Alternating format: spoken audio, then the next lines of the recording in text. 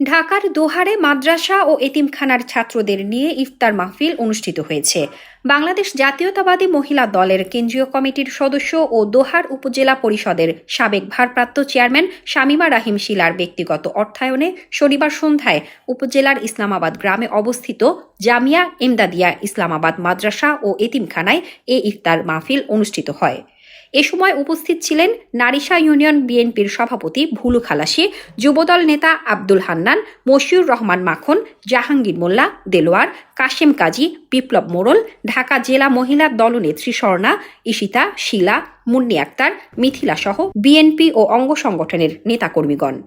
ইফতারের পূর্বে দেশনেত্রী বেগম খালেদা জিয়ার রোগমুক্তি ও তারেক রহমানের দীর্ঘায়ু কামনা করে বিশেষ দোয়া ও মোনাজাত করা হয়। ইফতার মাহফিলে মাদ্রাসাটির প্রায় 5 শতাধিক শিক্ষার্থী অংশগ্রহণ করে। আজকে আমাদের ম্যাডাম খালেদা জিয়া, আমাদের মা, সেই সুদূরে বসে আছেন। তার সুস্থতা কামনার জন্য আজকে আমাদের দোয়া হবে। আমাদের অ্যাক্টিং চেয়ারম্যান তারেক ভাইয়ের জন্য আমাদের দোয়া হবে।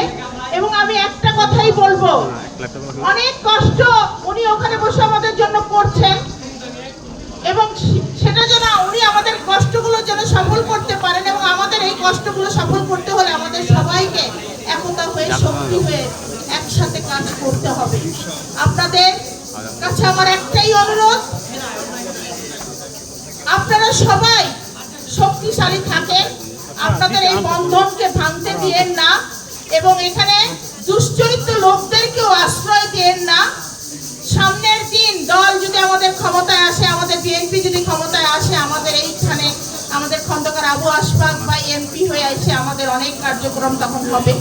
আমরা এটাই আশাবাদী আছি, আমরা এটাই স্বপ্ন দেখছি, এবং আমাদের এই স্বপ্ন যেন আল্লাহ পাক আজকে এই মাদ্রাসার বসে আমি বলছি সবাই দোয়া করবেন, এবং সবাই আমাদের ম্যাডাম খালেদা জিয়া উনিও যেন দেশে আমাদের কাছে সামনে তাড়াতাড়ি আসতে পারেন, এবং আমাদের অ্যাক্টিং চেয়ারম্যানও যেন আমাদের কাছে খুব দ্রুত চলে আসতে পারেন, এবং আমাদের একটা সামনে সুন্দর যেন নির্বাচন হয়, এটাই আমরা দোয়া কামনা করি। এই বলে আমার বক্তব্য শেষ করি।